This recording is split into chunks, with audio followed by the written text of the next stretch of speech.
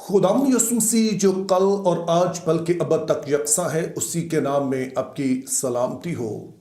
आपने गालबन ये वाला मुहावरा सुना होगा कि तारीख अपने आप को दोहराती है।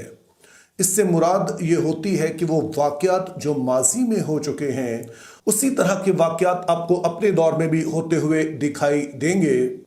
अब चूंकि बाइबल मुक़द्दस भी एक हिस्टोरिकल डॉक्यूमेंट है, जिससे मुराद ये है कि बाइबल मुक़द्दस में जो वाक़यात हैं वो सिर्फ ऐसी कोई घड़ी हुई स्टोरीज नहीं हैं, मन गढ़ंत किस्से नहीं हैं, बल्कि वो हकीकी वाक़यात हैं जो कि इस दुनिया में हुए, और उन्हीं वाक़यात के ज़रिए से खुदा ने अपने आप को इस दुनिया पर ज़ाहिर किया। तो जब लोग इन वाक़यात को पढ़ते हैं तो बहुत दफ़ा इनमें वो अपने हालात की झलक देखते हैं, जिसके सबब से वो बड़े आसानी के साथ इसके साथ कनेक्ट कर पाते हैं। और यही सबब है कि 20वीं सदी के एक बहुत ही मशहूर स्कॉलर जिनका नाम कार्ल बार्थ था, उनका मानना था कि जो खुदा के खादिम हैं उनके एक हाथ में बाइबल और दूसरे हाथ में अखबार होनी चाहिए। और इसकी वजह वो बताते हैं कि चूंकि बाइबल मुक़द्दस एक हिस्टोरिकल डॉक्यूमेंट है, इसमें जो वाक़यात हैं वो हकीकी हैं, और उनके पीछे जो असूल हैं वो अब तक रहने वाले हैं, वो बदलेंगे नहीं। तो उन असूलों के मुताबिक आपने आज की दुनिया को देखना है, आज की दुनिया को पैगाम देना है। तो इसलिए लाजम है कि जो कुछ दुनिया में हो रहा है आप उस पर भी नज़र रखें, ताकि वो लोग जिनको आप कलाम सुना रहे हैं वो बाइबल के इन असूलों को अपनाकर आज जिंदगी बसर कर सकें। तो आज का जो टॉपिक है वो इस मौजू को समझने में मदद देगा। मुझे यकीन है कि जो आजकल जंग चल रही है ईरान इसराइल, आप उसके बारे में अपडेटेड होंगे, आपको बेहतर मालूम होगा कि किस तरह से ये सारे मामलात इस वक्त चल रहे हैं, और आप इस बात से भी वाकिफ होंगे कि इस जंग के नतीजे में एक बड़ा ही अहम बहरी रास्ता है, वो इन दिनों में बंद है, जिसका नाम स्ट्रेट ऑफ हरमूज है, आबदाए हरमूज उर्दू में कहा जाता है। अब इस बहरी रास्ते की अहमियत ये है कि दुनिया में जो 20% पेट्रोल सप्लाई होता है, जो सारी जो पेट्रोलियम मसनूआत है दुनिया भर में जाती हैं, वो दरअसल इसी रास्ते से गुजर कर जाती हैं। चूंकि ये जो गल्फ कंट्रीज है जहाँ पर तेल बहुत ज़्यादा मकदार में पाया जाता है, वहाँ से जब तेल निकलता है तो फिर उसे सप्लाई करने के लिए यही रास्ता इख्तियार किया जाता है, अगरचे कि यह बड़ा छोटा सा रास्ता है। और चूंकि ये ईरान के पास से होकर गुजरता है, ईरान का इस पर इख्तियार है, तो इस जंग के नतीजे में ईरान ने जब इसे बंद कर दिया तो फिर पूरी दुनिया में 20% जो तेल सप्लाई हो रहा था वो कम हो गया। और आप जानते हैं डिमांड एंड सप्लाई का जो असूल है कि अब चूंकि सप्लाई कम हो गई, डिमांड ज़्यादा हो गई, तो इसीलिए जो पेट्रोल की जो कीमतें हैं वो बढ़ी हैं। आप बखूबी वाकिफ होंगे, पाकिस्तान में भी और इंटरनेशनली भी ऐसा हुआ है। इससे एक तरफ तो हमें यह समझने में मदद मिलती है कि जितनी भी बड़ी ताकतें होती हैं वो क्यों चाहती हैं कि जो मुख्तलिफ तरह के तजारती रास्ते हैं, चाहे वो बहरी हों, बर्री हों, हवाई हों, उन पर उनका कब्जा हो, उन पर वो कंट्रोल रखें। और दूसरी तरफ ये सारी सूरत हाल यानी कि आबदाए हरमूज का बंद होना बाइबल मुक़द्दस के एक हवाले को समझने में भी मदद देता है।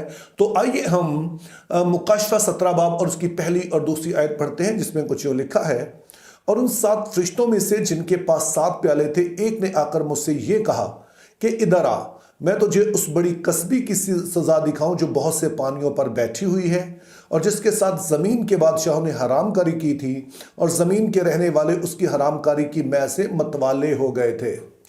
अब इन आयत में 3 अहम लफ्ज़ इस्तेमाल किए गए हैं। पहले नंबर पर है कसबी।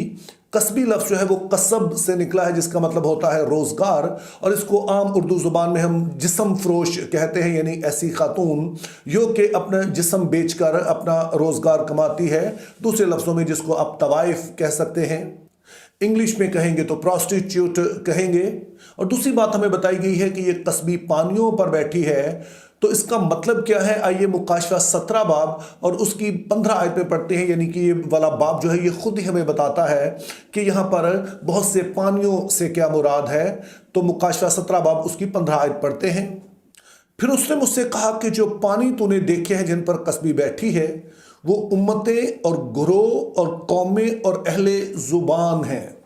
अब इस आयत में हमें 4 अल्फाज के जरिए से बताया गया कि पानियों से यहाँ क्या मुराद है। और अगरचे कि ये 4 लफ्ज़ हैं, लेकिन अगर इनको सादा समझें तो आइडिया ये है कि ये मुख्तलिफ ममालिक हैं, और इस कस्बी के इनके ऊपर बैठे होने का मतलब ये है कि वो इन पर इख्तियार रखती है, जिसका मतलब है कि इसकी उन पर हुक्मरानी है। अब ये कदरे कंफ्यूजिंग है कि एक तरफ तो ये प्रोस्टिट्यूट है, एक तरफ तो ये कस्बी है, और फिर इसका इख्तियार जो है वो इन सारी चीज़ों पर किस तरह से हो सकता है। तो उसके लिए आइए अभी हम एक नक्शा देखेंगे जिसके ज़रिए से आप इस बात को बेहतर तौर पर समझ पाएंगे। तो अभी आपके सामने जो नक्शा है उसमें आप ये डार्क ब्राउन कलर का जो देख रहे हैं, हिस्सा देख रहे हैं, ये दरअसल सल्तनत रोमा है जो कि इस सारे इलाके पर काबिज थी। और जैसा कि आप देख सकते हैं कि यहाँ पर 3 बड़े अज़म हैं, एशिया है और इसी तरह अफ्रीका है और यूरोप है। तो इसके काफ़ी हिस्से पर, यूरोप के तो ज़्यादातर हिस्से पर, लेकिन जो एशिया है और अफ्रीका है इसके भी काफ़ी हिस्से पर इसका इख्तियार है। लेकिन ज़्यादा इंपॉर्टेंट ये है कि इसका इख्तियार जो मेडिटेरेनियन सी है उसके जो आसपास कौमें आबाद हैं वहाँ पर आपको दिखाई देगा। और जाहिर है कि जब मेडिटेरेनियन के आसपास की कौमें इसके कब्जे में हैं तो इसका मतलब है कि यहाँ से गुजरने वाले तमाम बहरी रास्ते जो हैं वो भी इसी के कब्जे में हैं। और याद रहे कि हम 2000 साल पहले की बात कर रहे हैं और ये वो ज़माना था कि उस वक्त 3 ही ये बड़े अज़म जो थे वो दरियाफ्त हुए थे, बाकी जो ऑस्ट्रेलिया और अमेरिका है वो अभी दरियाफ्त नहीं हुए थे। तो समझे कि उस ज़माने की जो नोन वर्ल्ड थी उनके दरमियान जो तजारत होती थी वो इसी समंदर के ज़रिए से होती थी। आज भी आपको पता है कि तकरीबन दुनिया की जो 80% तजारत है दुनिया भर में वो समुद्री रास्तों से होती है। और उस ज़माने में तो इससे भी ज़्यादा तजारत इन्हीं रास्तों से होती थी, बहरी रास्तों से, चूँकि जाहिर है कि जो हवाई जहाज़ वगैरह तो उस वक्त मौजूद नहीं थे। तो ये सारे की सारी तजारत जो थी वो रोम के अंडर आती थी। और जब आप मुकाशवा 18 बाब पढ़ते हैं, जो कि मैं आपको मशवरा दूंगा कि आप उसे ज़रूर पढ़ें, जो कि इस वीडियो में इतना टाइम नहीं है कि मैं वहाँ से पढ़ सकूं, लेकिन आप ज़रूर पढ़ें। तो वहाँ पर हमें बताया गया कि जब जो बाबुल है, जो इसी कस्बी को आगे जाके बाबुल कहा गया, ये बर्बाद हो जाता है, तो फिर वो सारे लोग जो कि इस तजारत से वाबस्ता थे, जिसमें आप समझिए कि जो मला मौजूद थे और इस तरह जो ताजिर थे और जो बादशाह थे, वो सभी के सभी बड़ा मातम करते हैं, क्योंकि जाहिर है कि अब उनका भी बिजनेस जो है वो बंद हो गया है। तो मुकाशवा 17 बाब उसकी पहली 2 आयात में से हमने कहा कि हमने 3 लफ्ज़ों पर गौर करना है और उनमें से 2 लफ्ज़ों पर हम ऑलरेडी गौर कर चुके हैं। और इन 2 लफ्ज़ों पर हमने देखा कि यहाँ पर कस्बी से मुराद सल्तनत रोमा है और सल्तनत रोमा को कहा गया कि वो पानियों पर बैठी है। तो इसका आइडिया ये है कि जो मेडिटेरेनियन सी इसके आसपास जितने भी ममालिक हैं इन पर उसका इख्तियार है, और ना सिर्फ उन कौमों और मुल्कों पर ही उसका इख्तियार है बल्कि जो यहाँ पर बहरी रास्ते हैं इन पर भी वो इख्तियार रखते हैं। और फिर तीसरा लफ्ज़ हमें यहाँ पर बताया गया है कि उसने दुनिया के बादशाहों के साथ हरामकारी की। तो इस हरामकारी से क्या मुराद है? ये लफ्ज़ दरअसल कस्बी के साथ ही जुड़ा हुआ है। तो ये जो सल्तनत रोमा की एक मजहबी पॉलिसी थी उसकी तरफ इशारा है। सल्तनत रोमा इस बात को बखूबी समझती थी कि जो मजहब है वो लोगों के लिए बड़ा ही एक पर्सनल मैटर है, इसके लिए वो कुछ भी कर सकते हैं, किसी भी हद तक जा सकते हैं। तो इसीलिए उन्होंने ये पॉलिसी अपना रखी थी कि वो जो मुख्तलिफ मुल्कों पर जब वो कब्जा करते थे तो उनसे ये नहीं कहते थे कि आप अपना मजहब तब्दील करें, आप वही कुछ करें जिस तरह से हम हैं, बल्कि उनका मानना ये था कि हर किसी को आप इबादत करने दें जिस तरह से वो किसी माबूद को मानता है। बल्कि उनकी फौजें जब वहाँ पर जाती थीं तो फिर वो भी वहाँ के जो देवता होते थे, मुकामी देवता जिनको लोग पूजते थे, उनकी प्रस्तिश में शरीक हो जाते थे। लेकिन साथ में वो इस बात के पर भी जोर देते थे कि बेशक आप अपने देवताओं की प्रस्तिश जारी रखें, लेकिन साथ में आपने सल्तनत रोमा के साथ वफादारी यूँ दिखानी है कि जो कभी कभार कोई ऐसी इबादत अरेंज की जाए जो किसी रूमी देवता के लिए हो, या फिर जो रोमी शहनशाह जो वफात पा चुके हैं उनके लिए हो, चुके उन्हें भी बाद में देवता करार दे दिया जाता था। तो उस वक्त जो इबादत होती है उसमें आपने शरीक होना है, ताकि आप इस बात का सबूत दें कि आप सल्तनत रोमा के साथ वफादार हैं। और चूंकि ये वो ज़माना था कि यहूदियों के अलावा जितनी भी दुनिया थी वो कसीर और माबूद थी, जिससे मुराद ये है कि वो कई देवताओं को मानते थे, तो इसलिए उन्हें इसमें किसी तरह का हर्ज भी मालूम नहीं होता था। लेकिन यहूदी चूंकि इस बात को बड़ा संजीदा लेते थे तो इसलिए सल्तनत रोमा उन्हें इस बात के लिए मजबूर नहीं करती थी, बल्कि उनसे ख़ास किस्म का फिर टैक्स वसूल कर लेती थी, जो कि फिर उनके देवताओं के मंदिर होते थे उसमें वो इन्वेस्ट करते थे। और दरअसल इब्तदाई कलीसिया को इस वजह से बहुत ज़्यादा दुख भी सहना पड़ा, चूंकि वो मानते थे कि हमारा भी एक ही खुदा है, तो इसलिए हम उसको छोड़कर किसी भी और की पूजा नहीं करेंगे। اور یہ وہ زمانہ تھا کہ ابھی مسیحیت کا آغاز ہی ہوا تھا، ابھی یہ ایک ریکگنائزڈ ایک سرٹیفائیڈ مذہب نہیں تھا، سلطنت روما اس کو ایک مذہب کے طور پر قبول نہیں کرتی تھی، تو اس لیے پھر مسیحیوں کو بڑا ہی دکھ کا سامنا کرنا پڑتا تھا۔ اور پھر ایک دلچسپ بات نوٹ ہم کرتے ہیں کہ اگر 17 باب میں سلطنت روما کو قصبی کہا گیا ہے، تو پھر 19واں باب جب آپ پڑھتے ہیں مکاشفہ کا، تو وہاں پر کلیسیا کو مسیح کی دلہن کہا گیا ہے۔ یعنی کہ ایک طرف تو سلطنت روما ہے جس کا کوئی ایک معبود نہیں ہے، ایک شوہر نہیں ہے، وہ کسی کی بھی پرستش کرنے کے لیے تیار ہے، لیکن دوسری طرف کلیسیا ہے جو کہ دلہن ہے، جو کہ اپنے شوہر کے ساتھ وفادار ہے۔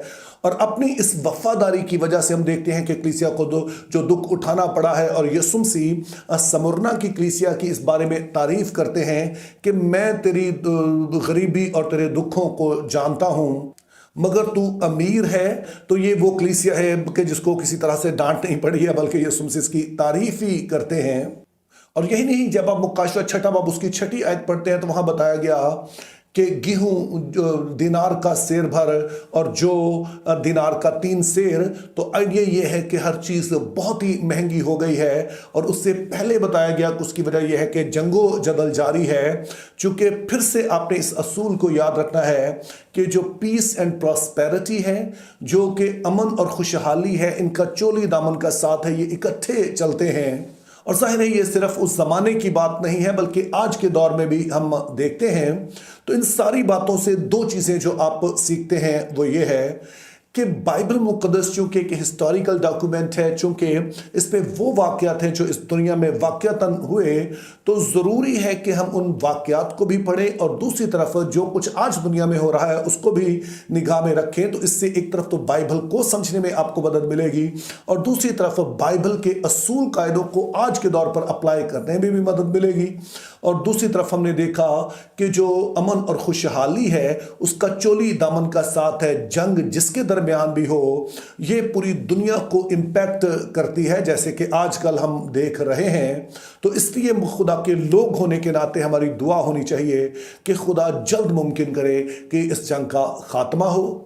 تو میری دعا ہے کہ خدا ہم سبھی کو فضل دے کہ نہ صرف ہم بائبل مقدس سے بخوبی واقف ہوں، بلکہ آس پاس جو چل رہا ہے اسے بھی ہم دیکھیں، اس پر بھی نگاہ رکھیں، تاکہ اس دنیا کو بہتر طور پر سمجھ سکیں اور بائبل مقدس کے جو اصول قاعدے ہیں ان پر اپلائی کر سکیں۔ Think biblically, live purposefully, have a very good day.